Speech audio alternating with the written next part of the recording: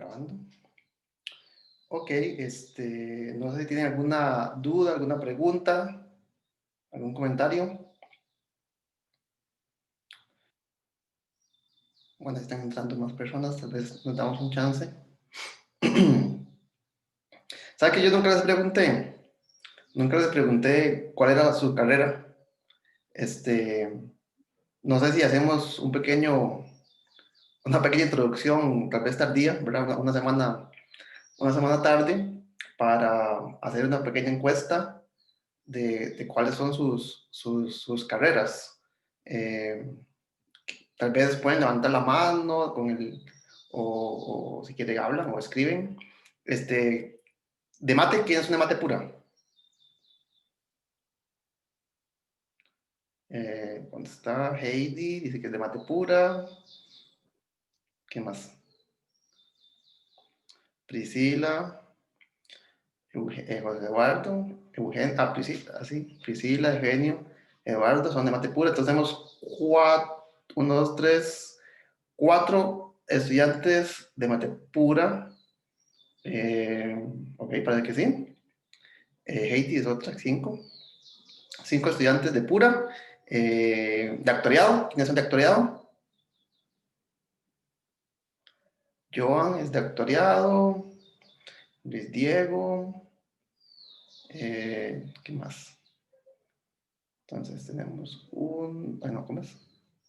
Uno, dos, tres, más cinco, ocho. ¿Qué más puede ser? ¿Qué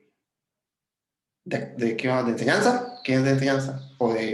Yo ni siquiera entendí muy bien la diferencia entre enseñanza y ¿cómo es la otra? Educación, matemáticas, ¿sí? ¿No comes? Bueno, ¿alguien es de alguna de esas dos carreras? Una nueva y otra vieja, no sé cuál es cuál. Eh, ¿De enseñanza o de educación matemática? ¿No? Eh, entonces, los que faltan, ¿de dónde son? Yo sé que hay alguien que es de Olcoma, no sé si está aquí. Maricruz, creo que es de Olcoma, ¿verdad? Sí, correcto, Maricruz. Bueno, Kenneth dice que es de economía. Este, entonces tenemos a Kenneth que es de economía.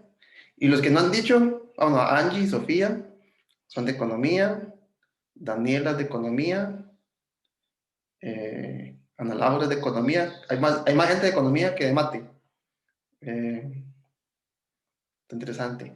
Y de hecho, el semestre pasado, en el curso, yo estaba dando el curso de álgebra lineal y sucedió lo mismo. Éramos, no sé, como 20, no, éramos como 40 al puro principio. Al puro principio éramos como 40 estudiantes y de esos 40, más de 20, si no me equivoco, no eran de mate, ¿verdad? Había muchísima gente de economía, por cierto. Hay mucha gente de economía y había mucha gente de actuariado. Digamos, la mayoría era de actuariado y de economía. Posiblemente creo que eran 10 de mate pura únicamente. Entonces, 30 eran de otras carreras, bueno, de otras carreras incluyendo actuariado, ¿verdad? Lo cual es bastante curioso, ¿verdad? Digamos, aquí hay bastante gente de economía, de hecho, ¿verdad? Uno, dos, tres, cuatro, cinco. Sí, al menos cinco. Y somos 17, casi un 30% son de economía. Bastante.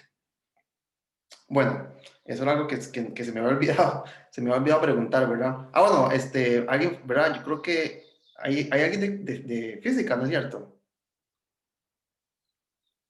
Catalina, ¿vos no sos de física? Sí, yo soy de física.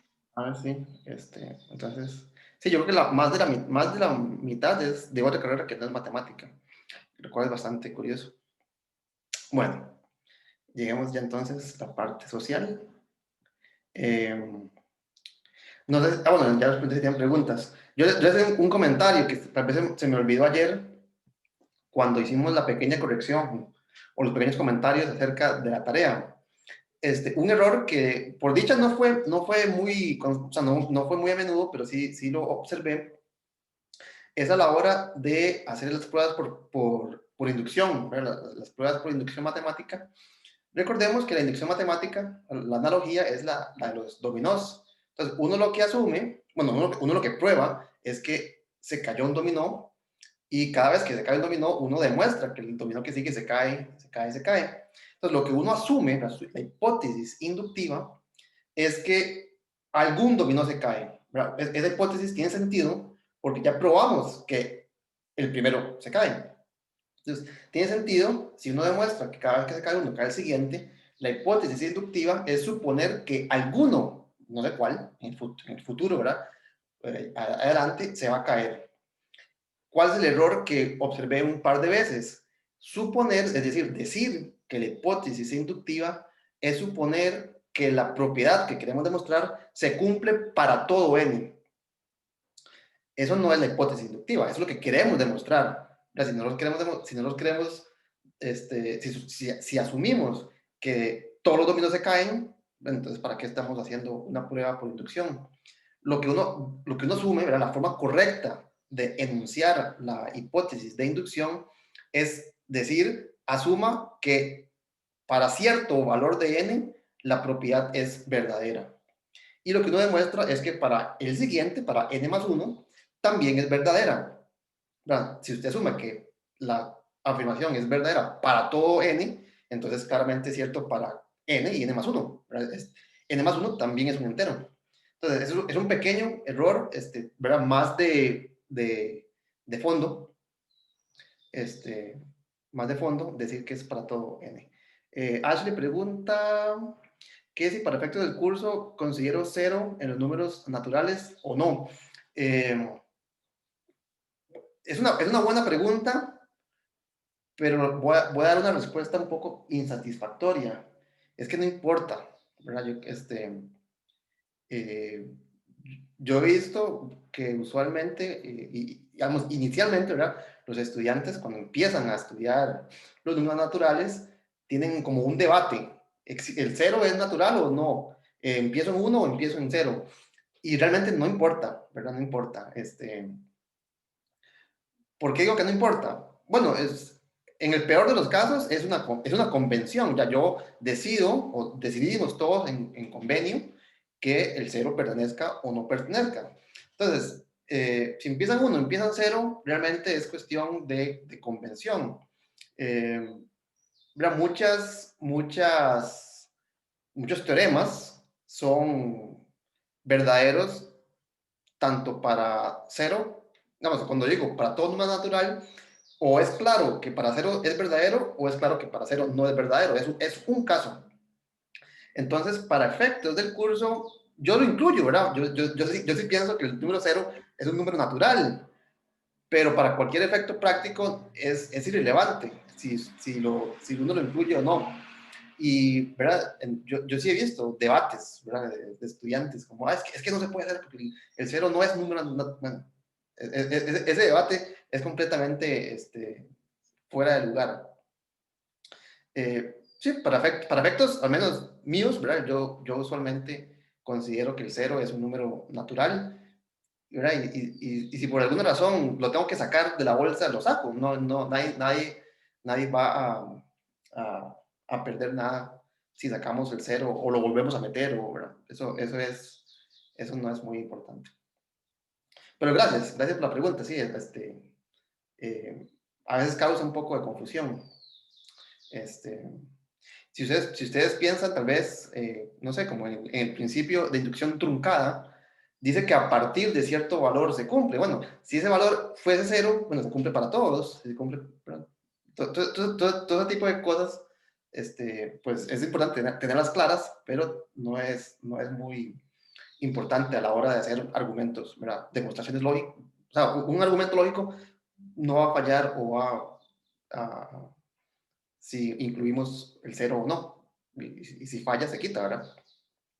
Ok, bueno, eso era un comentario, ¿verdad? ¿Qué más les quería decir?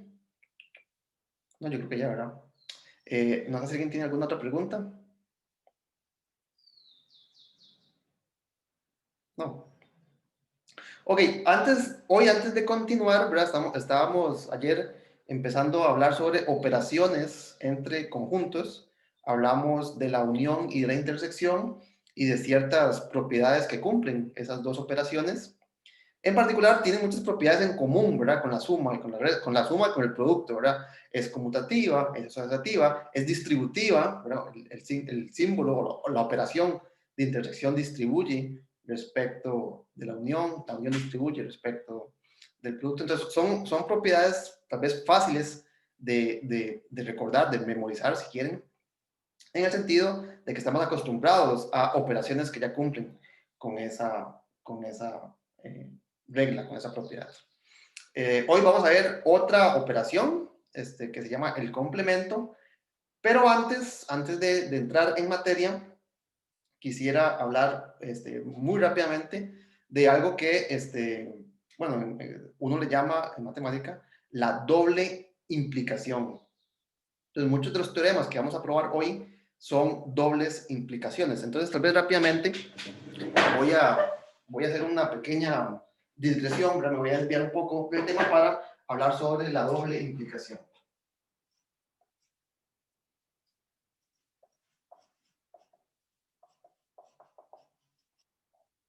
Ok, entonces, ¿a qué me refiero con la doble implicación? Cuando nosotros probamos un teorema, ¿verdad? El prototipo del teorema, cuando probamos alguna propiedad de los números naturales, etcétera, el prototipo del teorema es algo así como, si ocurre cierta propiedad, ¿verdad? Que voy a llamar P, si ocurre P, entonces ocurre otra propiedad, no sé, voy a llamarla Q. Entonces, pensemos, no sé, en ejemplos que hemos visto. El lema de Euclides. El lema de Euclides dice que si un número es irreducible, entonces cumple cierta condición, para que se divide a un producto, entonces divide algunos de los factores. Entonces, el prototipo de teorema, cuando demostramos teoremas, partimos de algún supuesto, ¿verdad? Si P ocurre, entonces demostramos que Q ocurre. Entonces, el prototipo de teorema es de esta forma. Hay resultados que también es verdadero, ¿verdad? También es verdadero que si Q ocurre, entonces ocurre también P. Y note que el ejemplo que di acerca del lema de Euclides en realidad es un teorema que tiene esta forma. Si un número P es irreducible, entonces satisface que si divide a un producto, divide a algunos de los factores. Y ustedes en la tarea probaron que si un número satisface que si divide a un producto, divide a los factores, entonces es irreducible. Entonces, vea que ese teorema que probamos es un tipo de teorema que va en las dos direcciones. Si esto ocurre, ocurre esto. Pero si esto ocurre, también ocurre lo primero. Entonces, en matemática, esto se resume diciendo que P ocurre, es verdadero, si y solamente si Q. Entonces, para no decir la afirmación en las dos direcciones, se resume en la afirmación de que P ocurre si y solamente si ocurre Q. Entonces, esto es una afirmación simétrica. Si ocurre P, ocurre Q. Y si ocurre Q, ocurre P. Entonces, un teorema de esta forma, su demostración, dado que esto está resumiendo, esto es una abreviación de dos afirmaciones, hay que demostrar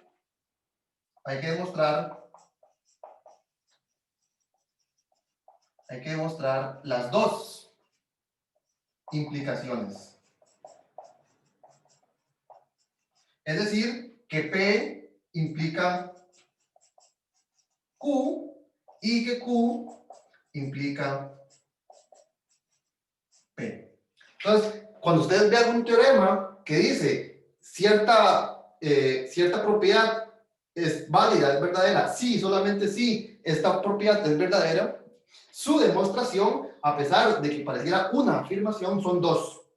Es la afirmación de que esta implicación es verdadera y que la otra dirección también es verdadera. Entonces, cuando uno demuestra un teorema que incluye el sí y solo sí, la prueba son dos pruebas, una de este teorema y otra de este teorema. También se suele decir, en este caso, se dice que P y Q son equivalentes. ¿Verdad? Si a partir de una yo puedo demostrar la otra, y a partir de la otra yo puedo demostrar la una, entonces realmente las dos afirmaciones son la misma. ¿Verdad? Como verdad matemática, estoy diciendo exactamente lo mismo. ¿Alguien me puede dar un ejemplo? Yo di uno con el lema de Euclides. ¿Alguien puede dar un ejemplo de algún teorema, de alguna verdad matemática que sea una doble implicación? O sea, alguno que se les ocurra, que conozcan.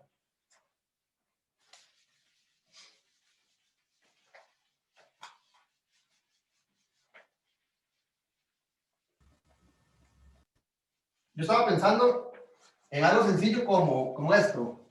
Por ejemplo, este teorema, pues esta verdad matemática, si n es un número, sea n un natural, sea n un número natural. Entonces, note, por ejemplo, que si n es par, si esta sería como mi propiedad 1, mi propiedad P, entonces el cuadrado de n es par. ¿No es cierto? Si ustedes agarran un número que es par, que es divisible entre 2, entonces su cuadrado también es divisible entre 2. ¿Verdad? Pero note que la otra dirección también es verdadera. Si n cuadrado es par, entonces n es par. Entonces, si P, vamos a ver si tengo otro color. Si esta propiedad ocurre esta. Entonces, eso sería mi P, eso sería mi Q en el formato anterior. Pero note que si n cuadrado es par, ¿verdad? Es decir, si Q se cumple, entonces se cumple P. Entonces, una forma de enunciar este teorema, de una forma resumida, sería decir que n es par si y solamente si, o si, solo si. Esto es la bidireccionalidad, la doble implicación. Si, solo si, n cuadrado es par. Entonces, si yo quisiera demostrar este teorema,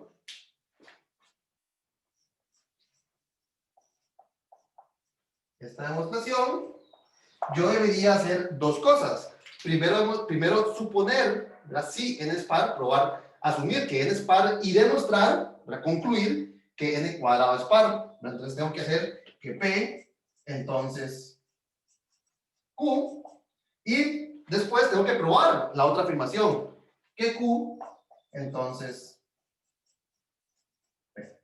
Entonces, una prueba de un teorema que involucre un sí, solo sí, en realidad son dos teoremas en uno, ¿verdad? Es una abreviación de dos afirmaciones, una recíproca de la otra. Si P ocurre, entonces Q, pero si Q ocurre, entonces P también ocurre. Tal vez para ir introduciendo la simbología, el entonces,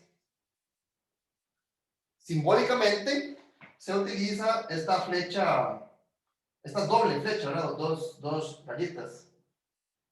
Y el sí y solo sí, el sí y solo sí, es un entonces, ¿verdad? Es este entonces, pero también este entonces. Si P, Q, entonces P. Entonces se denota, la simbología es una flecha, una implicación, ¿verdad? Una de estas, pero en ambas direcciones. Entonces, probar que P, sí y solamente Q es equivalente a la afirmación de que dos cosas ocurren. P implica a Q, P entonces Q, y que Q entonces P. Por lo tanto, una demostración de un teorema que sea un sí solo sí requiere de probar dos direcciones. Esta dirección, la flecha hacia la derecha, y la flecha que aparece acá, la flecha hacia la izquierda. Entonces, esta dirección y esta dirección. ¿Alguien conoce algún teorema que sea un sí solo sí?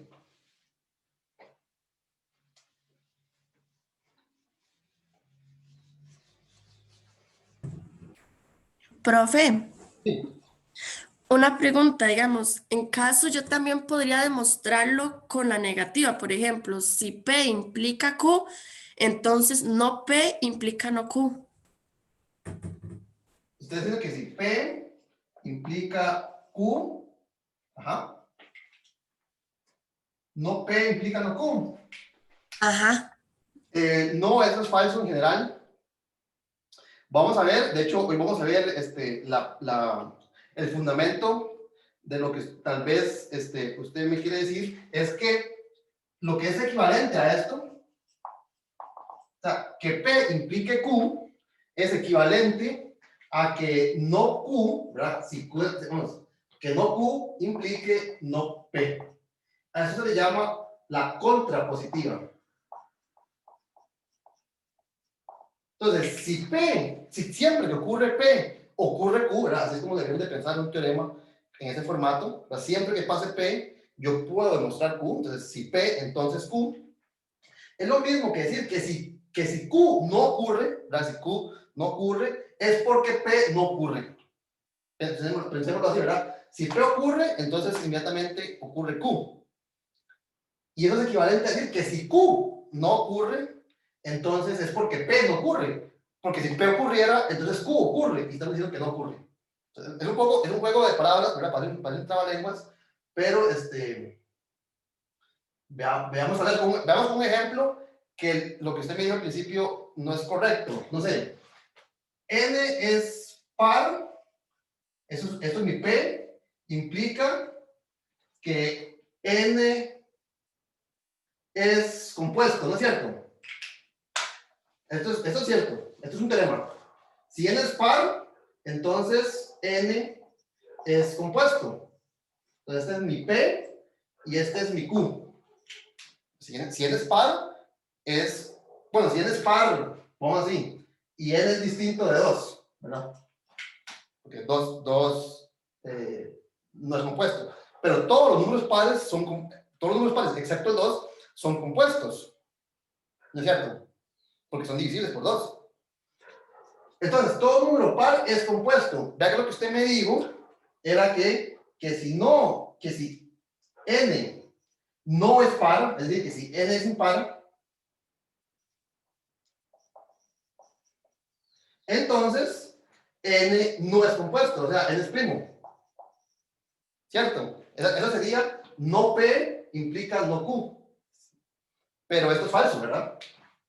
Toda esta afirmación es falsa. Existen números que son impares y no son primos. Sin embargo, vean lo que es verdadero.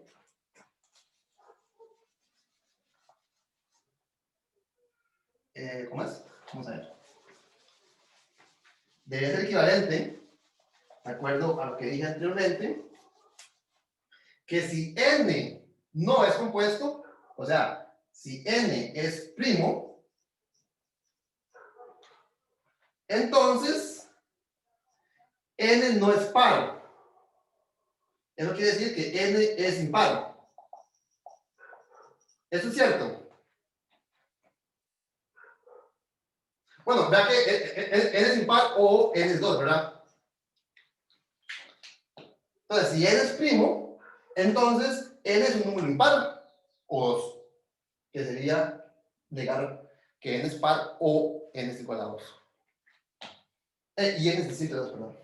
Entonces, vamos a ver, hoy de hecho vamos a ver desde la óptica, digamos, desde los anteojos de la teoría de conjuntos, por qué una afirmación de esta, una equivalencia entre estas dos cosas debería ser verdadera.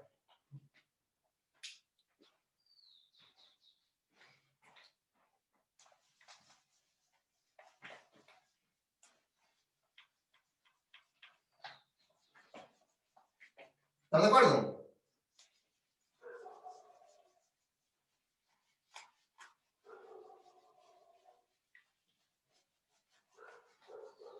Bueno, yo les pregunté que si sabían algún otro teorema que sea un sí, solo sí.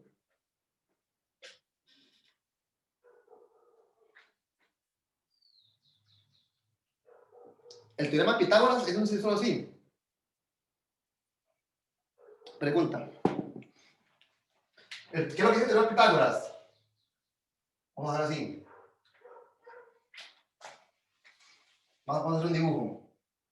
El teorema de Pitágoras dice que si A, B y C son los lados de un triángulo rectángulo, entonces A cuadrado más B cuadrado es igual a C cuadrado. ¿Será cierto que si esta condición se cumple, entonces A, B, C son los lados de un triángulo rectángulo? Este es el teorema de Pitágoras. Si A, B, C son los catetos de un triángulo rectángulo, entonces, si P, entonces Q. ¿Será cierto la otra dirección? Si A, B, C cumplen con esta relación, ¿será cierto que corresponden a los catetos de un triángulo rectángulo?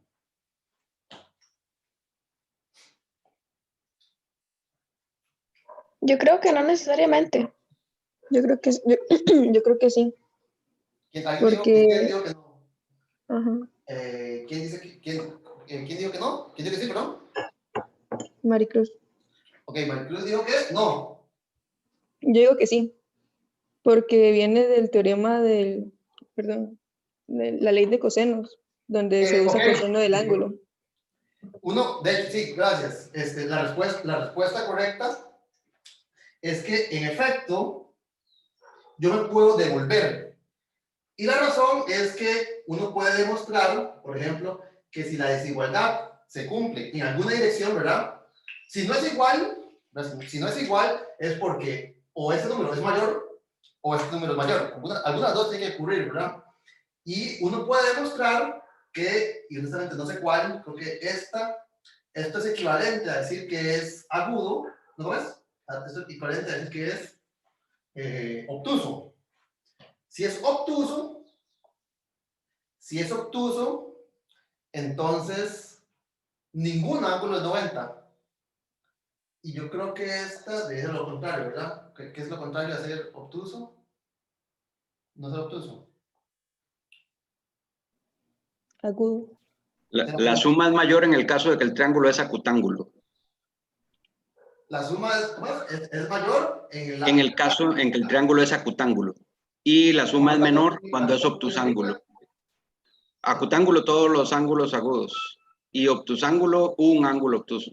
Aquí, ¿verdad? Entonces, aquí es obtuso aquí y acutángulo. Ajá. Acutángulo. Yo nunca he escuchado esa palabra, pues no importa. Pero así es, ¿verdad? Entonces, si la desigualdad es en ese sentido, hay un ángulo que es mayor que 90. Y por lo tanto, ninguno es 90. Pues si hay uno que es mayor que 90, ya los demás no pueden ser 90, ninguno. Y acutángulo, entonces si la desigualdad es en ese sentido, todos los ángulos son agudos, es decir, todos los ángulos son menores que 90. Entonces no es rectángulo.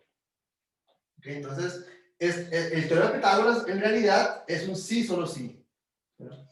Uno puede demostrar que en los casos en los que no se da la igualdad, no se da, el término no es rectángulo. Entonces, esto es otro ejemplo de un teorema que es un sí, solo sí. Uno puede partir de P y demostrar Q, pero si parte de Q, también puede demostrar P. Bueno, al principio no nos probamos un teorema de esa forma, no nos probamos que el principio del buen orden es equivalente al principio de inducción matemática. Eso quiere decir que un teorema dice que el teorema, bueno, lo que acaba de decir, ¿verdad? Es una doble implicación. El principio del buen orden es equivalente al principio de inducción. Y bueno, en la matemática hay muchos teoremas que tienen ese formato, ¿verdad? Es una doble implicación. Si esto ocurre, ocurre lo otro, pero si lo otro ocurre, también ocurre lo primero. Y hoy vamos a ver varios teoremas que lo que afirman es eso, ¿verdad? Que si algo ocurre, entonces ocurre algo más, pero ese algo más también implica la primera afirmación. Ok, entonces, vamos a ver. Para continuar, vamos, como les dije hoy, vamos a introducir una nueva operación que se llama la diferencia entre conjuntos. Bueno, ya no me acuerdo. ¿Sí hicimos? Diferencia. Sí, ayer hicimos la diferencia. Lo que vamos a hacer hoy no es la diferencia, es lo que se llama el complemento. Pero antes de hablar del complemento, tengo que hablar de lo que se llama el universo.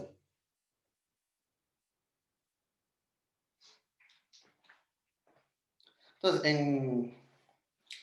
en teoría de conjuntos, cuando nosotros construimos conjuntos, ¿verdad? Cuando estamos trabajando con conjuntos, es usual que todos los conjuntos formen parte de una gran bolsa. Entonces, por ejemplo, si estamos trabajando, no sé, en teoría de números, todos los conjuntos, no sé, en una clase de teoría de números, todos los conjuntos son subconjuntos de los números naturales. Entonces, cada vez que yo defino un conjunto, no sé, de los números primos, de los números pares, de los divisores del número 100, ¿verdad? Cuando yo defino un conjunto, todos sus elementos son elementos de los números naturales. O bien, si estamos, no sé, trabajando en un curso de análisis, ¿verdad? De análisis real, entonces los conjuntos pues van a ser números reales. Entonces vamos a tomar el intervalo de todos los números entre 1 y 2, o vamos a tomar todos los números irracionales, o vamos a tomar todos los números, no sé, que cumplan con cierta ecuación algebraica, etc. Entonces, cuando estamos trabajando con conjuntos, usualmente en el aire, en alguna parte, está bien delimitado dónde pertenecen todos los elementos de los conjuntos respecto a los cuales estamos trabajando. Entonces, en general se define, tal vez, se define el universo como el megaconjunto, estoy usando metamatemática, ¿verdad? Es el megaconjunto al cual pertenecen todos los elementos de los conjuntos que estamos considerando. Esa definición, ¿verdad? Es un poco informal, y no es ¿cómo lo digo? No es fija. ¿En qué sentido, verdad? Si yo estoy trabajando, por ejemplo, en teoría de números, mi universo serían los números naturales, porque todos mis conjuntos son subconjuntos de los números naturales. Si estamos trabajando en análisis real, entonces todos mis conjuntos que voy a trabajar, sus elementos pertenecen a los números reales. Entonces, en este caso, el universo, el conjunto donde yo tomo elementos, serían los números reales, etcétera. Entonces, ¿cómo podríamos definir el universo? Entonces, decimos que un conjunto U,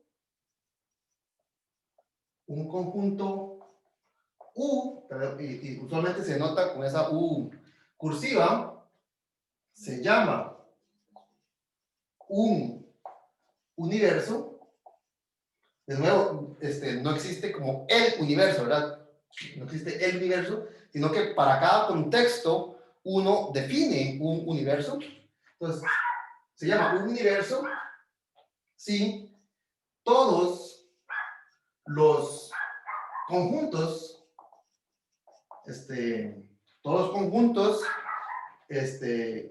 como aquí, todos los conjuntos con los que estamos trabajando, todos los conjuntos,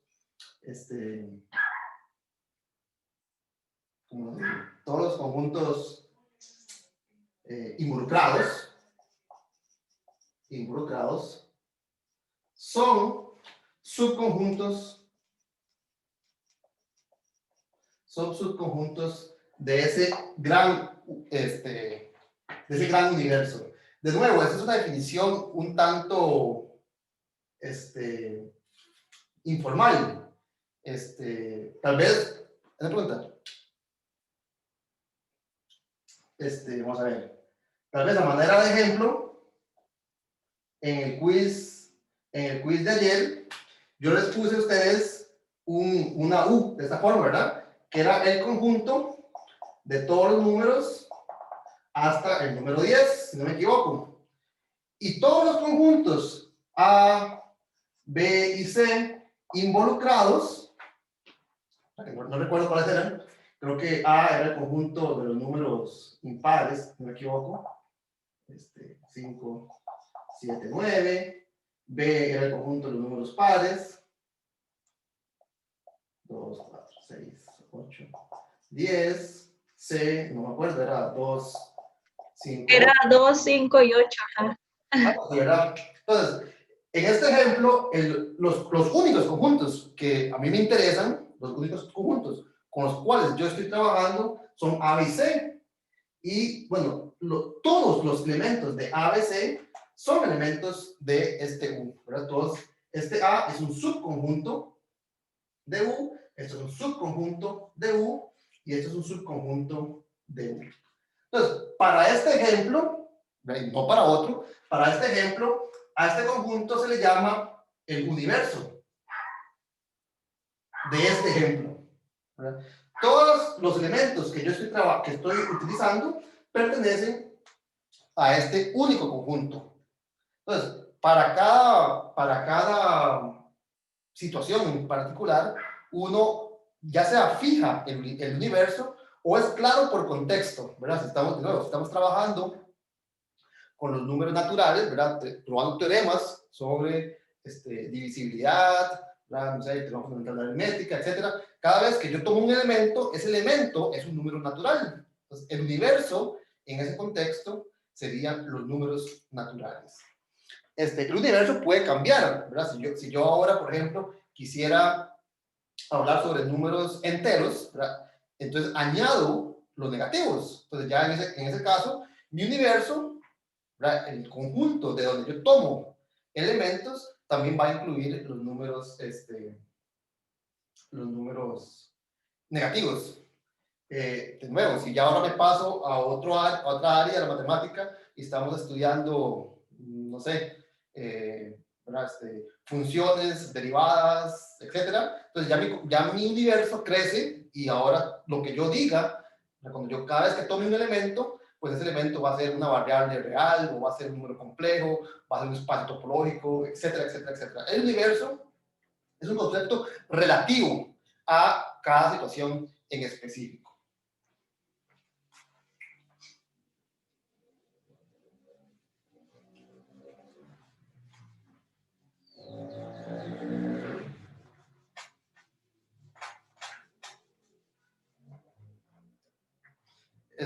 No sé si tienen alguna pregunta.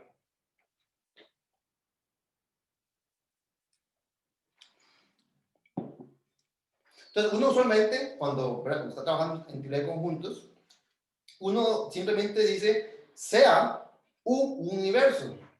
No hace falta especificarlo, simplemente estamos decidiendo que existe un conjunto grande de cual yo tomo los elementos. Entonces, tal vez, si pensamos en los dibujos que hicimos ayer, yo ayer hacía, por ejemplo, un conjunto A, lo denotaba tal vez por una bola, por una bolsa, en donde contiene elementos.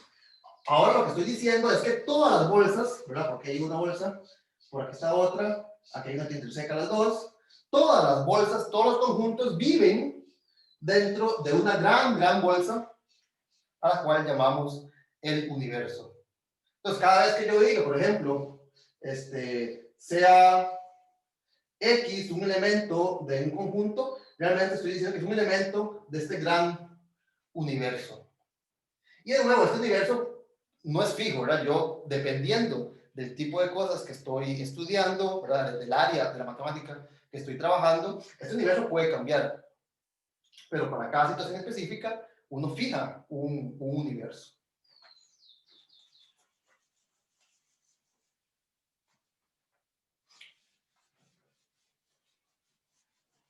La idea de introducir este concepto de universo es que todos los conjuntos pertenezcan a un mismo lugar, ¿verdad? Esa básicamente es la idea. Ok, entonces no sé si quedó claro, ¿verdad? Es un poco así al aire la definición de lo que es universo. Si uno se mete a hilar fino y tratar de dar una definición rigurosa es complicado y creo que no hace falta ser tan riguroso. Ok, este concepto de universo nos permite entonces definir lo que se llama el complemento de un conjunto. Entonces, cuando definimos un complemento, esto es respecto de un universo dado, de un universo U. Entonces, ¿cómo definimos el complemento de un conjunto? Si yo tengo un conjunto, ¿verdad? Entonces, si A es un subconjunto de ese universo dado, definimos el complemento de A respecto de ese universo como el conjunto. Esto va a ser otro conjunto. Entonces vive dentro de ese universo. ¿Quién va a ser el complemento? Van a ser todos los elementos que viven en ese gran conjunto, en esa gran bolsa, que no pertenecen al conjunto A. Entonces, si pensamos en el dibujo que hice anteriormente, aquí tengo mi gran universo, ¿verdad? Aquí están todos los números naturales o todos los números reales, depende de donde yo esté trabajando. Y si yo me doy un conjunto, si esto que está acá es A, si yo me doy un subconjunto de elementos de U, entonces el complemento que se nota de esta manera, con una C en el superíndice, bueno, aquí arriba, son todos los elementos de U, es decir, todos los elementos de esta gran bolsa que no pertenecen al conjunto A. Es decir, que en este dibujo, tal vez con otro color, el complemento es todo lo que está por fuera de esa bolsa rosada. Son todos los puntos, todos los elementos que pertenecen a U, a ese universo, pero que no están dentro de A. Son todos los elementos que no pertenecen a A. Entonces, una de las razones para definir un universo es para que tenga sentido decir que ciertos elementos no pertenecen a A. ¿Verdad? Si yo únicamente estuviera trabajando en A, pues no hay nada afuera. Si yo digo que todo está enmarcado dentro de un gran universo, entonces fuera de este pequeño planeta, de este pequeño conjunto, pues hay elementos que no pertenecen a ese conjunto A.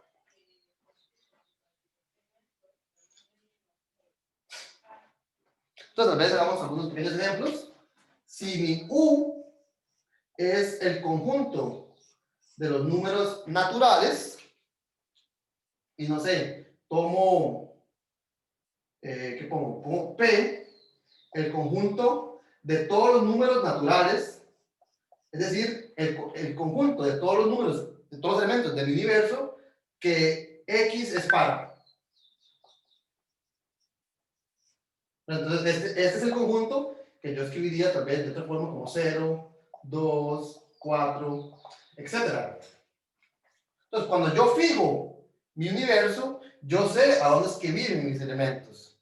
Viven, en este caso, en el conjunto de los números naturales, y la condición que estoy diciendo que cumplen es que los elementos de este conjunto P deben ser elementos que sean pares. Entonces, en ese caso, el conjunto P sería el conjunto de 0, 2, 4, 6, 8, etc. ¿Cuál sería el complemento de ese conjunto?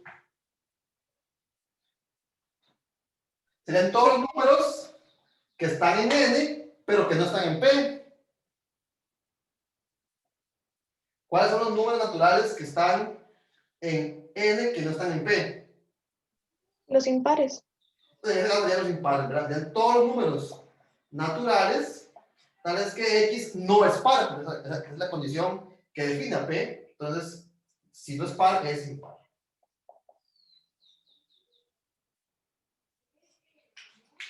Similarmente, si yo defino, no sé, bueno, tal vez otro ejemplo.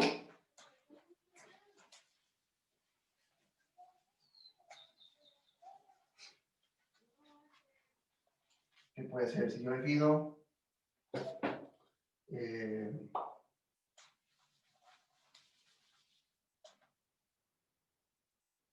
bueno, tal vez voy a poner así. Esto voy a llamarlo I por impar. Tal vez una pequeña observación, note que, bueno, dos cosas. Uno, si yo interseco el conjunto de números pares con su complemento, obtengo el conjunto vacío, ¿verdad? Precisamente, no, la definición de complemento dice que no existe un elemento que sea común a ambos. ¿Por qué? Porque el complemento precisamente son los elementos que no pertenecen al primer conjunto. Similarmente, si yo uno un conjunto de números pares con su complemento, ¿qué obtendría en este caso? El universo. En este caso obtengo el universo, ¿verdad? Ya que si no es gallo, es gallina. Y por lo tanto, si no está aquí, está acá. Si no está acá, está aquí. Entonces, la unión de un conjunto con su complemento es el universo.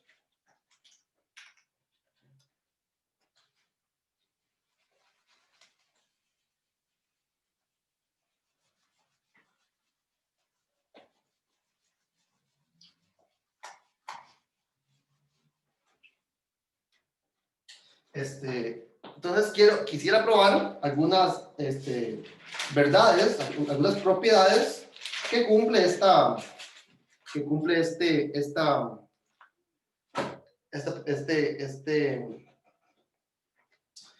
operación.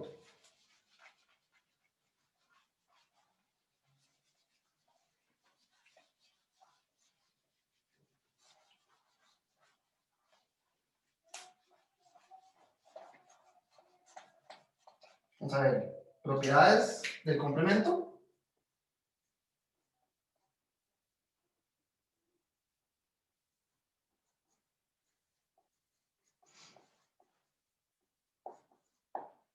Vamos a ver, primero, tal vez algo que podemos haber dicho antes, ¿cuál es el complemento del conjunto vacío?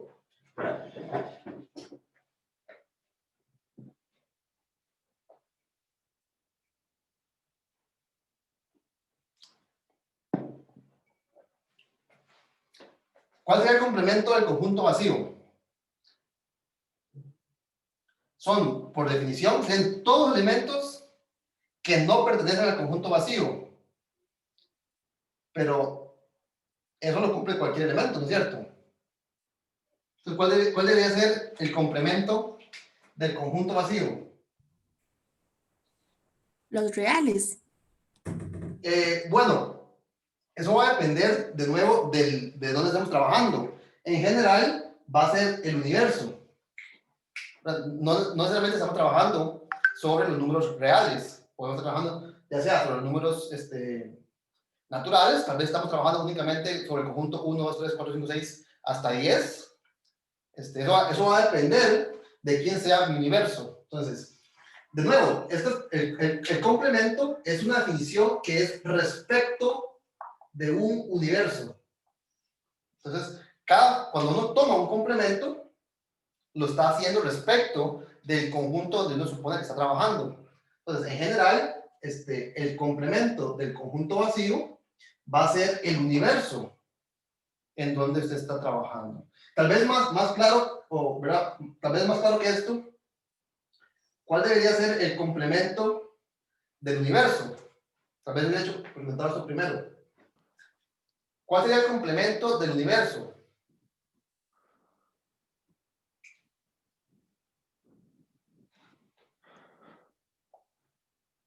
Conjunto Vacío igual.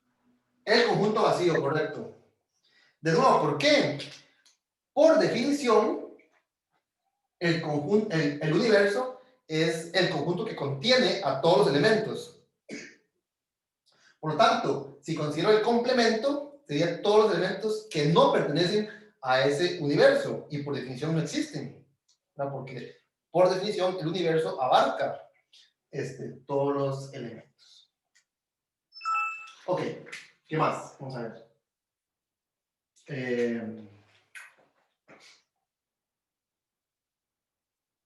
Bueno, tal vez esto no es una propiedad. Tal vez esto debería tener como una definición. El complemento de un conjunto es, por definición, ¿verdad? Es la diferencia.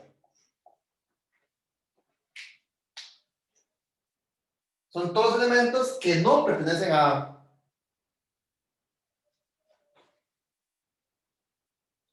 Entonces, esto más bien es como la definición de lo que es el complemento una vez que tenemos el concepto de universo a la mano. ¿Vamos a ver qué más? Bueno, aquí voy a básicamente repetir la propiedad que vimos hace un momento con los números naturales. Si yo interseco a A con su complemento,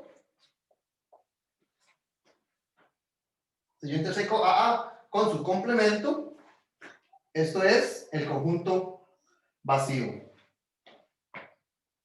Y por la misma razón, en el caso de los números naturales, en el ejemplo anterior, si yo uno un conjunto con su complemento, obtengo el universo. ¿Verdad? Si no está acá, si un elemento no pertenece a A, entonces pertenece al complemento. Entonces, para cualquier elemento del universo, o está aquí o está acá. Si no está en A, entonces por definición está en el complemento. Por lo tanto, la unión de un conjunto con su complemento es todo el universo. Ok.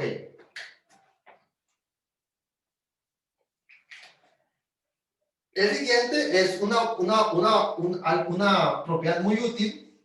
Si yo tengo dos conjuntos, la resta, la que vimos ayer, recordemos que es la resta. Son todos, tal vez escribamos, la resta de dos elementos, la diferencia de dos conjuntos, son todos los elementos que pertenecen a A y no pertenecen a B.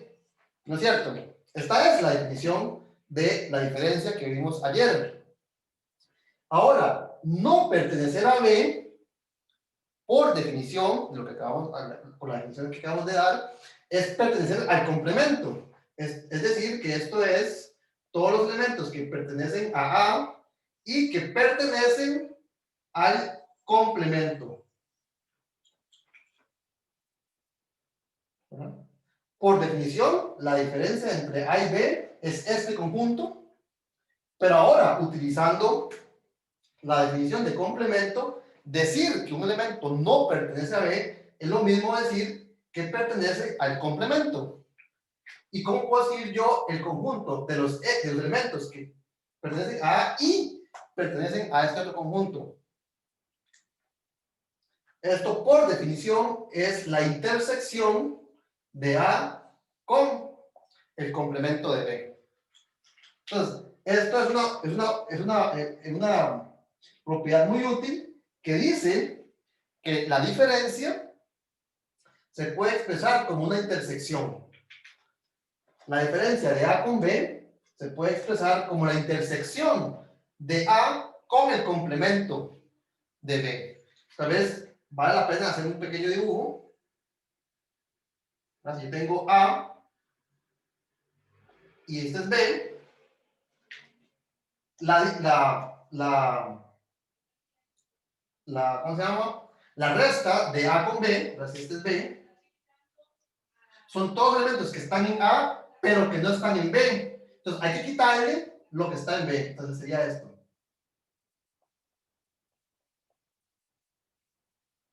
Entonces esto sería la resta o la diferencia de A con B. Es todo lo que está en A, pero que no está en B. Entonces hay que quitarle lo que está en B.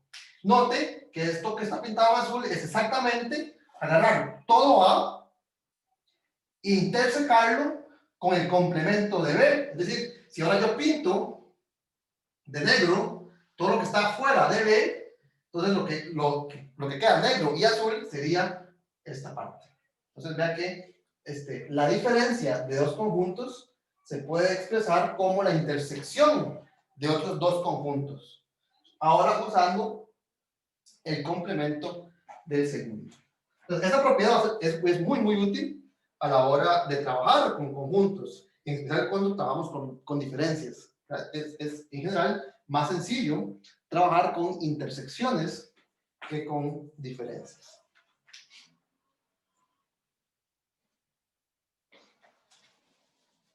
Vamos a ver.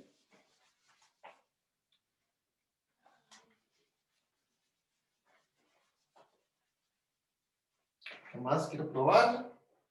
Bueno, eso es muy interesante. Propiedad número 5. Díganme ustedes, si yo tomo el complemento de un conjunto, eso es otro conjunto. Y si a ese conjunto yo le tomo el complemento, ¿qué deberíamos de obtener? A. Correcto. El complemento del complemento es el conjunto original.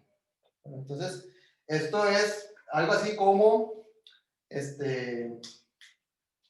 bueno, de hecho, allá le dimos un nombre, ¿verdad? Esto se llama, esto dice que la operación de tomar complementos es idempotente. Tiene idempotencia. O sea, si yo lo aplico dos veces, es como no hacer nada. Vamos a ver, para todos es claro que el complemento del complemento tiene que ser A.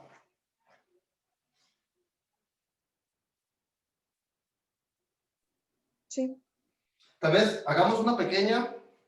De las pasadas no hice ninguna demostración porque creo que son bastante evidentes. Es básicamente escribir la definición. Veamos por qué el complemento del complemento es el conjunto original.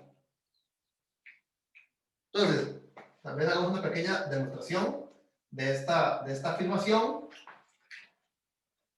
El complemento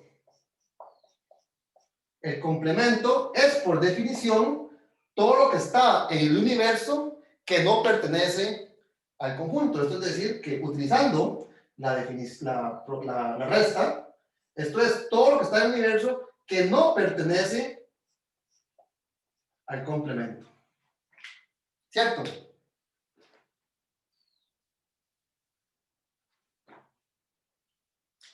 Note que el universo, por la propiedad, no sé si era la 1 o la 2, el universo es A unido con su complemento.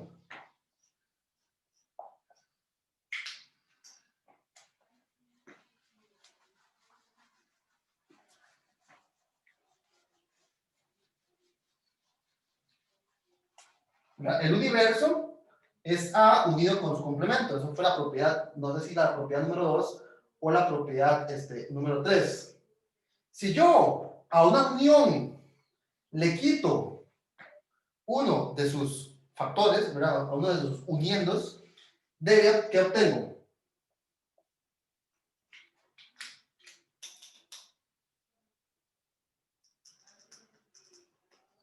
Ah, bueno, no. Yo quería, ok, vamos a ver. Yo quería decir lo siguiente. Si yo a una unión le quito uno de sus factores, ¿verdad? Uno de sus uniendos, obtengo el otro. ¿Eso es cierto? Ok, tal vez les voy a hacer una pequeña pregunta aquí, al margen. Si yo a Porque le estaría unión quitando la B, intersección. ¿perdón?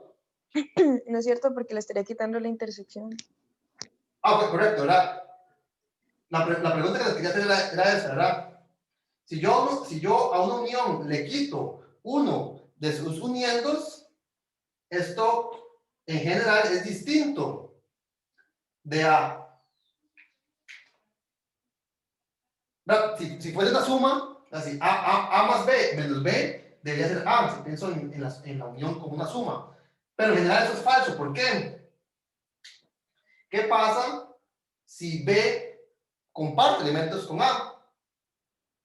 Si tengo A y lo uno con B y le quito todo B, entonces también le quité la intersección. Pero ¿qué pasa en este caso?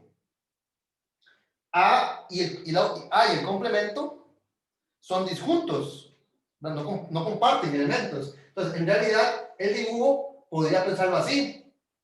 Esto es A y esto es B y le quito B. Entonces, en este caso, sí es cierto que me queda únicamente A. Entonces, tal vez, como un pequeño ejercicio, voy a poner un pequeño ejercicio, tal vez lo pongo en la tarea de esta semana, demuestra lo siguiente. Si A intersección B es el conjunto vacío, es decir, tengo dos conjuntos disjuntos, no comparten elementos, entonces A unión B menos B es A. Entonces, prueben este pequeño ejercicio y a partir de este ejercicio, sí es evidente que si yo le resto a esta unión uno de los sumandos, obtengo el primero. Todo el mundo lo ve. Si yo aplico este ejercicio con B igual a complemento, me quedaría esta resta. Pero esta resta, en el caso en que los conjuntos sean disjuntos, sería simplemente el primer conjunto. Entonces, utilizando este ejercicio, es fácil demostrar que el complemento del complemento es el conjunto original. En general, si yo le resto a una unión uno de los uniendos, pues tengo que quitarle también la intersección. Lo que estamos diciendo es que en este caso la intersección pues es vacía. Ok. Entonces, el complemento del complemento es el conjunto original.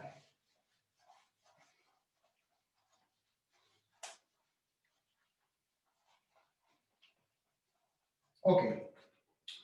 La siguiente propiedad es tal vez una de las más importantes y es la siguiente. Si yo tengo que A es un subconjunto de B, esto ocurre si y solo si.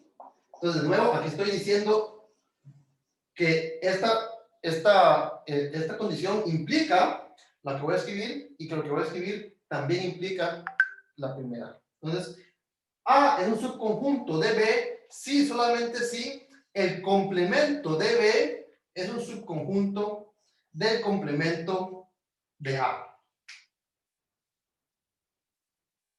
Y en esta propiedad es lo que me permite hacer pruebas por contrapositiva. Esto fue lo que la compañera preguntó al principio.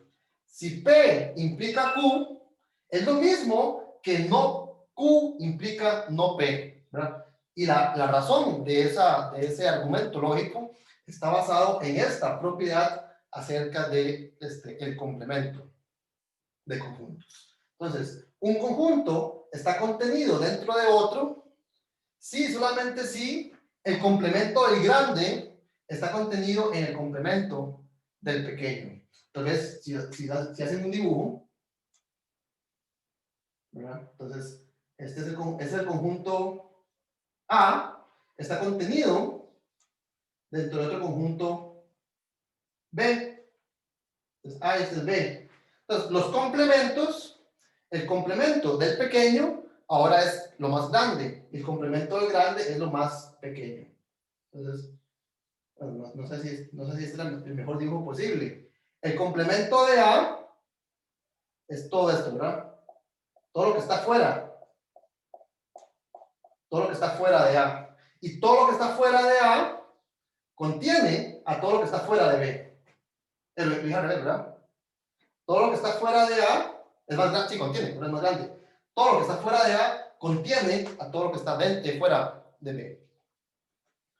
Entonces, esta propiedad del complemento es la razón lógica que me permite, por ejemplo, hacer pruebas por contrapositiva, ¿verdad? Uno puede enunciar un teorema en términos de los elementos que cumplen cierta propiedad.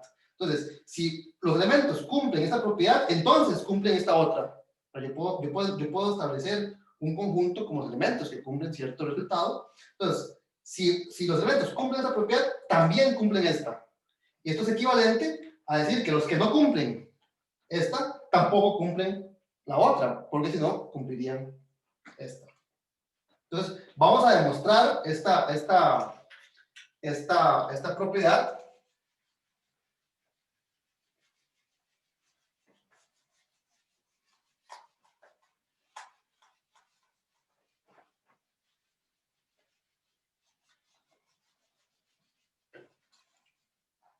Entonces, probemos 6, demostración. Entonces, recordemos que un sí, solo sí, son dos afirmaciones. Que esto implica aquello y que aquello implica esto. Entonces, una prueba de un sí, solo sí, involucra básicamente dos demostraciones. Entonces, demostremos esta dirección. Demostremos que A contenido en B implica que el complemento de B está contenido en el complemento de A. Este es mi teorema. Este es mi teorema 1. Después tengo que probar mi teorema 2, que es la otra dirección. Ok, entonces, demostración de teorema 1. ¿Qué tengo que hacer? Asumir que A está contenido dentro de B y probar que el complemento de B está contenido en el complemento de A. ¿Cómo prueba uno que un conjunto en general está contenido dentro de otro conjunto? Bueno, se da un elemento del primero y tiene que mostrar que está en el segundo. Entonces, sea X un elemento que pertenece al primer conjunto, en este caso, el complemento de C. Queremos mostrar que ese mismo elemento también pertenece al complemento. Es decir, queremos mostrar que A pertenece a el complemento de A. Ok, vea que un elemento cualquiera está en un conjunto o en su complemento, ¿verdad? Es gallo o es gallina. ¿Qué pasa si X no pertenece al complemento? Gracias, Soli. Gracias. Dame un segundo. ¿Qué pasa si X no pertenece? Yo quiero probar que X pertenece al complemento. ¿Qué pasa si yo supongo que X no pertenece al complemento? es decir que X pertenece al complemento del complemento. ¿Verdad? No pertenecer a un conjunto, por definición, es pertenecer al complemento. Entonces, si X no pertenece al complemento de A, entonces quiere decir que ese X pertenece al complemento del conjunto en el que no está. Pero ¿cuánto es el complemento del complemento? Es A. Es decir, que si esto no ocurre, entonces X pertenece a A. Pero A es un subconjunto de B, por hipótesis. Esto yo lo estoy suponiendo que es verdadero. Entonces, A es un subconjunto de B. Y por lo tanto, en el caso en el cual X no pertenezca a complemento, esto implica, entonces, X pertenece a B. ¿Verdad? Porque X pertenece a A, que es un subconjunto de B. Y por lo tanto, X pertenece a B. Pero esto es absurdo, porque yo asumí de partida que X es un elemento que no pertenece a B, lo cual contradice la escogencia. Pinta. Esto contradice la escogencia de X. Yo partí de un elemento que pertenece al complemento de B y estoy demostrando que ese mismo X pertenece a B. Y eso es una contradicción, eso es absurdo. Que no pertenezca a B y que sí pertenezca a B. ¿Qué es lo que produjo esta contradicción? Lo que produjo esta contradicción es suponer que X no pertenece al complemento. Y por lo tanto, como no es gallo, tiene que ser gallina. Bueno, como no es gallina, tiene que ser gallo. Por lo tanto, lo que es verdadero es que X pertenezca al complemento.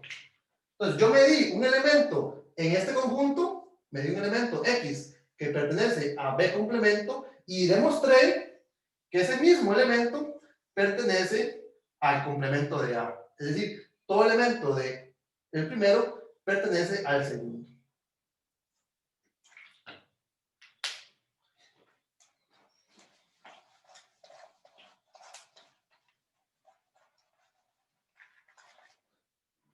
Vea que esto es la mitad del teorema. La mitad del teorema era probar esta dirección. Ya la probamos. Ahora tengo que mostrar la otra dirección. Es decir, tengo que probar un teorema 2. Teorema 2, que lo que dice es que si B complemento está contenido dentro de A complemento, entonces A está contenido dentro de B. Entonces quiero demostrar la otra implicación, la que vaya en la dirección contraria. Si esto ocurre, entonces ocurre lo primero. La prueba, la demostración del teorema 2 podríamos hacer el mismo argumento, ¿verdad? Partimos de un elemento que está aquí y queremos ver que ese elemento está en el segundo. Sin embargo, podemos dar una demostración utilizando lo que ya sabemos. Por el teorema 1, por esta afirmación, yo sé que si yo tomo un conjunto pequeño y uno grande, al tomar complementos, le doy vuelta. ¿Cierto? Eso es lo que me dice el teorema 1. Si yo tomo un conjunto pequeño contenido dentro de otro grande, entonces al tomar complementos se revierte el orden. Ahora el complemento del grande es el pequeño y el complemento del pequeño es el grande. Entonces, por el teorema 1, sabemos, ¿verdad? Por el teorema 1, dado que B complemento está contenido dentro de A complemento, esta es mi hipótesis, sabemos sabemos que si tomo complementos, se revierte el orden. Es decir, que A complemento está contenido dentro de B complemento. ¿Todos me siguen? ¿Verdad? El teorema 1, tal vez usémoslo con otras letras. El teorema 1 dice que si X está contenido dentro de Y, entonces Y complemento está contenido dentro de X complemento. El nombre que le demos a los conjuntos realmente no importa. Entonces, el teorema 1 lo que me dice es esto. Entonces, ahora aplique el teorema 1 con X igual B complemento y Y igual A complemento.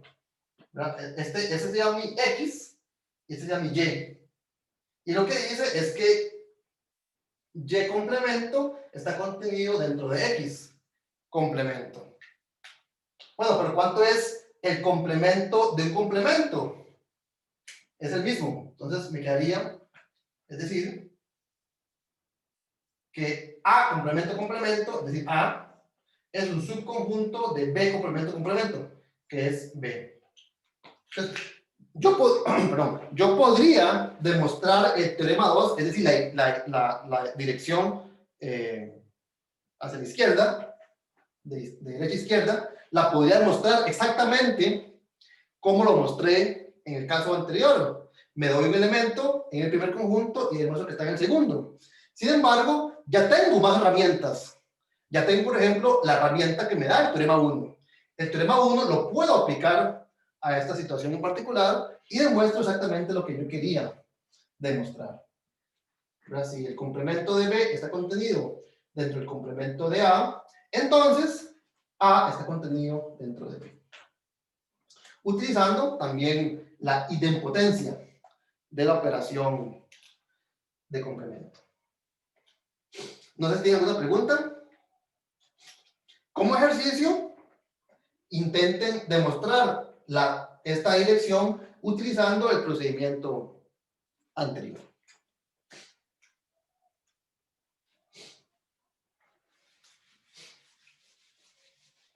De nuevo, esta propiedad es muy importante, es la que me va a permitir después tener un fundamento a la hora de hacer pruebas por contrapositiva.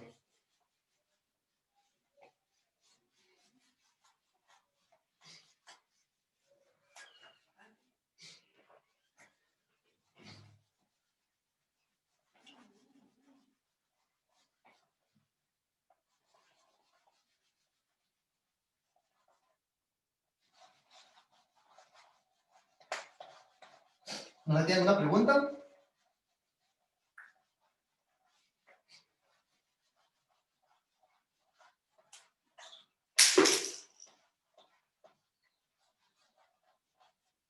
Ok. Vamos a ver qué más. Ok. Para terminar, ¿ves? Las 10 y 20. Para terminar, vamos a anunciar un teorema, una proposición que relaciona las operaciones que vimos ayer, la unión y la intersección, con la operación de complemento. Estas propiedades son dos, uno para el producto, uno para la intersección y uno para la unión. Se conocen como las leyes de Morgan. Entonces, las leyes de De Morgan lo que relacionan es las operaciones de unión e intersección con la operación de complemento. Entonces, son dos leyes. Una es ley para la intersección y una ley para la unión. Y dice lo siguiente.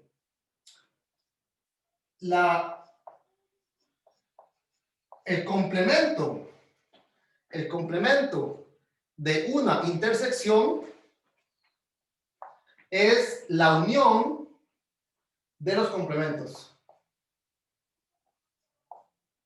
Entonces, cuando yo tomo complemento, las operaciones se revierten. La intersección se convierte en unión y los conjuntos se reemplazan por sus complementos. De la misma forma, si yo tengo la unión de A con B, tengo dos conjuntos A y B y los 1, y a ese conjunto le tomo el complemento, eso es lo mismo que tomar los complementos por separado e intersecarlos. Entonces, esta unión, al tomar el complemento, perdón, esa intersección, al tomar el complemento, se convierte en unión. Esta unión, al tomar el complemento, se convierte en intersección. Bueno, voy a cambiar esto. Ahí bien, mejor. Esta es la propiedad A y esta es la propiedad. Esta es la propiedad B. Ok. La prueba de estos resultados es similar, entonces hagamos una. ¿Cuál quieren probar? Vamos a mostrar demostración. Vamos a probar, entonces,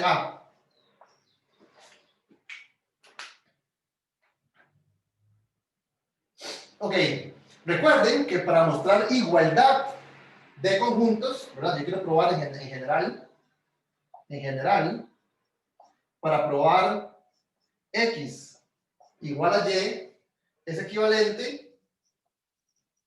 a probar dos cosas, que X está contenido dentro de Y que Y está contenido dentro de X. Entonces, para probar que este conjunto es igual a este otro, lo que hacemos es probar la doble inclusión. Entonces, probemos esta inclusión. Es decir, probemos que el complemento de la intersección está contenido dentro de la unión de los complementos. ¿Cómo probamos que un conjunto es un subconjunto de otro? Nos damos un elemento en el primero y tenemos que mostrar que está en el segundo. Entonces, tome sea X un elemento que pertenece al complemento de la intersección. Entonces, yo me doy un elemento que está en el primero y tengo que demostrar que está en el segundo. ¿Qué quiere decir que un elemento pertenezca al complemento? Eso es equivalente, ¿verdad? Es decir, que X no pertenece a... que X no pertenece a la intersección. ¿Qué significa no pertenecer a la intersección? No, digámoslo en positivo. ¿Qué significa pertenecer a una intersección? Significa pertenecer a ambos conjuntos. Entonces, ¿qué significa no pertenecer a la intersección? Que no pertenece a ninguno. Que no pertenece a alguno, ¿verdad? Por lo tanto,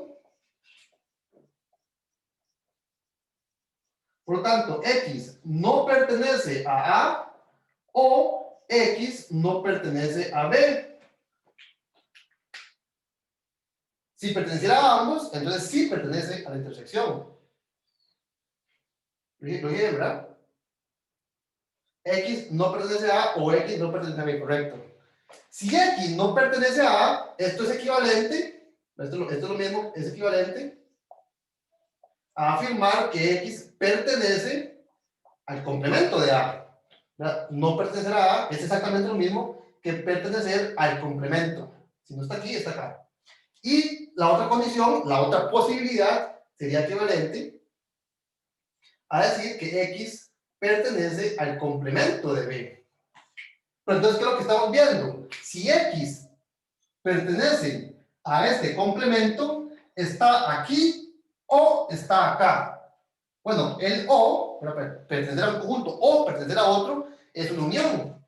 Esto dice, es decir, que X pertenece a uno o al otro, es decir, pertenece al primero o unión al segundo. Bueno, entonces eso es exactamente lo que yo quería demostrar. Yo quería demostrar que si yo me daba un elemento que pertenece a el complemento de la intersección, ese mismo elemento pertenece a la unión de los complementos.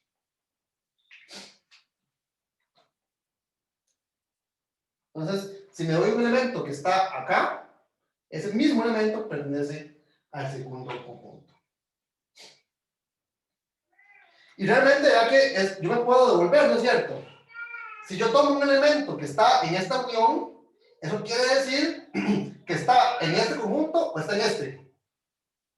Pero si está en uno o en el otro, perdón, está en este conjunto o está en ese conjunto, que es equivalente a decir que no está en A o que no está en B. Y si no está en alguno, es lo mismo que afirmar que no está en la intersección. Y no está en la intersección es equivalente a decir que está en el complemento de la intersección. Entonces vea que la otra dirección, la dirección contraria, es simplemente revertir los pasos.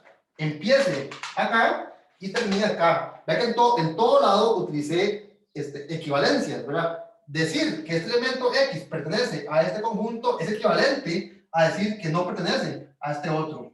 Lo cual implica, es equivalente a decir esto, lo cual es equivalente a decir esto otro, que es equivalente a decir esto. Entonces, todos los pasos son reversibles. Si yo empiezo acá, puedo, mediante el mismo argumento, terminar acá. Entonces, es simplemente revertir las flechas.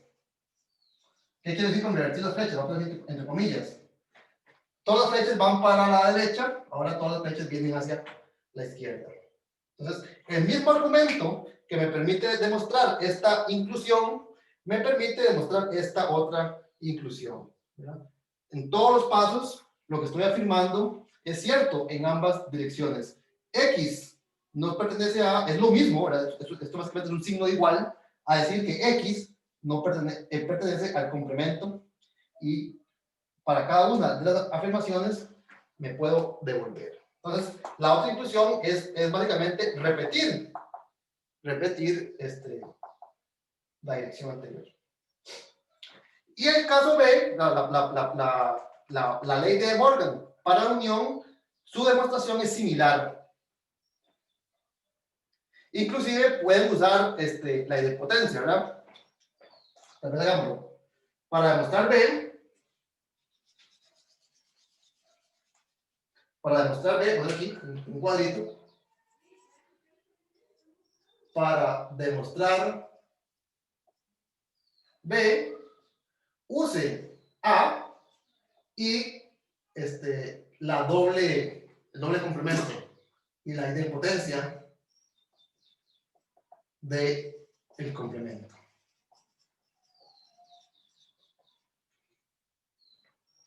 Entonces, si usted toma el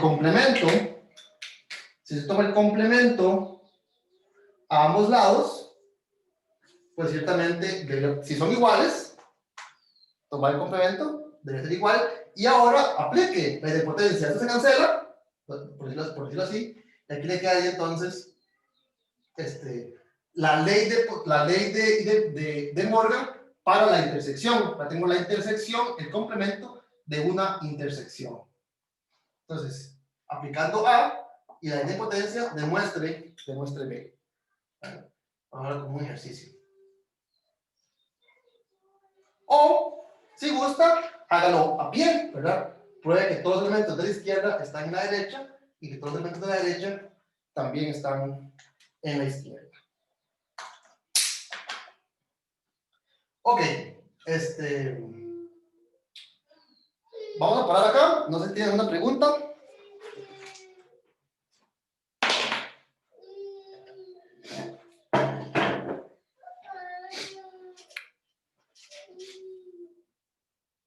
Yo tengo una pregunta. Cuando vayamos a usar las leyes de Morgan, ¿tenemos que decir como la ley de Morgan 1 o 2, o con solo decir leyes de Morgan podemos aplicar cualquiera de las dos? Sí, yo les puse número porque escribí una de primero y escribí otra de segundo, pero ¿verdad? Si uno está usando el complemento de una intersección, claramente es esa la ley de Morgan que está usando. Si está calculando, por ejemplo, el complemento de una unión, claramente es la ley de Morgan que habla sobre el complemento de una unión, ¿verdad? O sea, no hay una ley 1 y una ley 2. Yo les puse nombres aquí, ahorita para efectos de referirme a cuál de las dos estaba demostrando, pero no tienen número, ¿verdad? Ok. ¿Alguna otra pregunta? Gracias.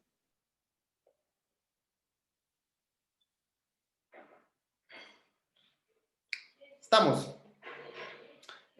Ok, mañana vamos a terminar,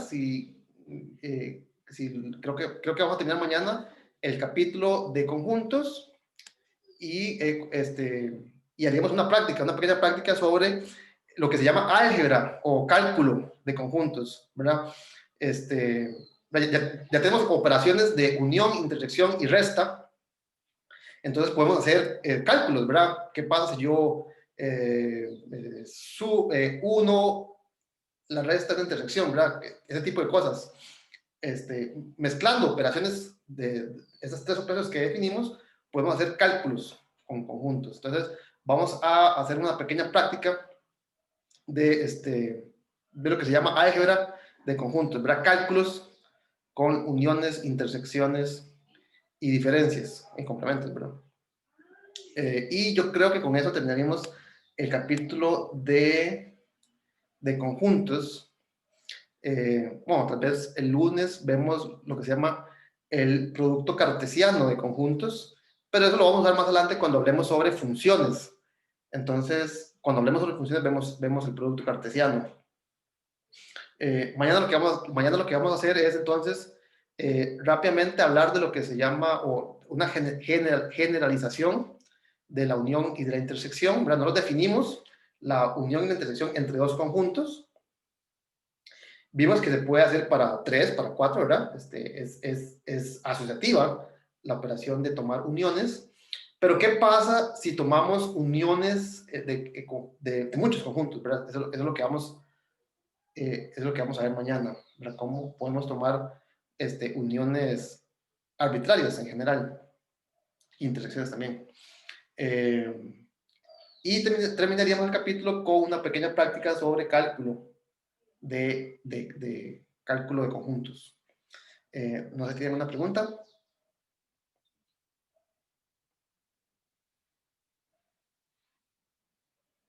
Estamos.